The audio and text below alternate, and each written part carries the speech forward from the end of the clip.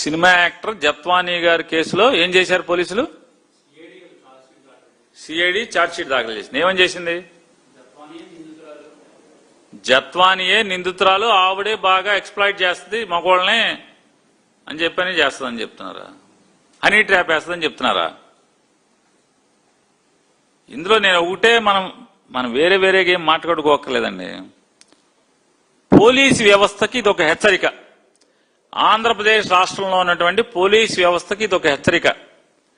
నారా చంద్రబాబు నాయుడు గారు పోలీసుల్ని అడ్డంగా వాడుకుని తప్పుడు పనులు చేయించి ఏ రకంగా వాళ్ళని గాలికి వదిలేస్తాడు, ఏ రకంగా ప్రత్యర్థి పార్టీల వాళ్ళకి ఆహారంగా వేసేస్తాడనేది ఇది ఒక చిన్న ఉదాహరణ.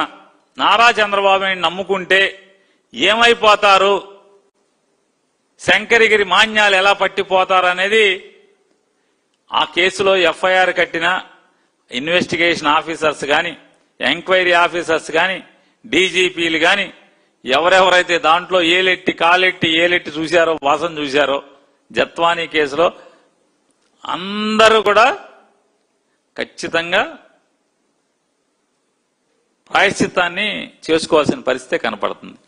చంద్రబాబు పోలీసులే ఆంధ్రప్రదేశ్ రాష్ట్రంలో ఉన్నటువంటి ప్రస్తుతం చంద్రబాబు నాయుడు ప్రభుత్వాన్ని నమ్ముకుని, చంద్రబాబును నమ్ముకుని, వాళ్ళ ఎమ్మెల్యేలను నమ్ముకుని, మంత్రులను నమ్ముకుని తప్పుడు పనులు చేస్తున్నటువంటి, దొంగ కేసులు కడుతున్నటువంటి వైఎస్ఆర్ కాంగ్రెస్ పార్టీని తప్పుడు కేసులతో వేధిస్తున్న పోలీసులందరిలారా చెవులారా వినండి. విజయవాడలో జరిగినటువంటి కామ్నా ఆవిడ కాదంబరి జత్మలాని అనే ఒక సినీ నటి కేసు మీ అందరికీ ఒక కనువిప్పు కాబోతుందనేది కూడా చూసుకోండి. ఒక్కసారి ఆ కేసును చూసుకోండి, కనువిప్పే. మీరెంత చించుకుని ఏదో చెప్తారు కదా, ఆంజనేయుడు గుండి చించుకుంటే లోపల రాముడు సీతాదేవి కనపడినట్టుగా మీ గుండి చించుకుంటే, కాకి చొక్కా చించుకుంటే లోపల చంద్రబాబు నాయుడు తండ్రి కొడుకులు మీకు కనిపించినట్టుగా ఓకే చించుకుని చూపిస్తున్నారు కదా. ఏం చేశాడు మిమ్మల్ని? ఎంత కమ్మేశాడు అనుకున్నారు?